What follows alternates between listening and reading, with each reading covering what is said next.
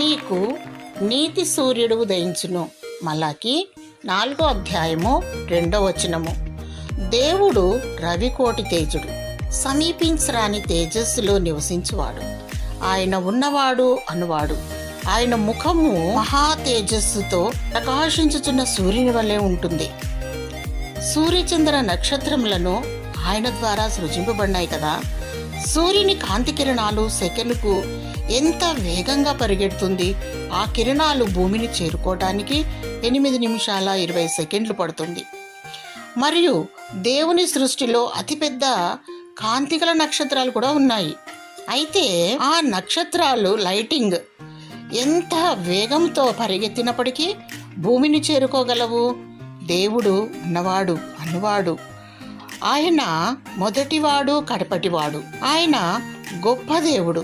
ఆకాశము నా సింహాసనము, భూమి నా పాదపీఠము అని సెలవిచ్చాడు.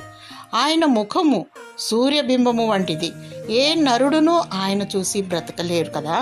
ప్రభువైన యేసుక్రీస్తు నేను లోకమునకు వెలుగును అని సెలవిచ్చాడు. ఆయన నీతి సూర్యుడు.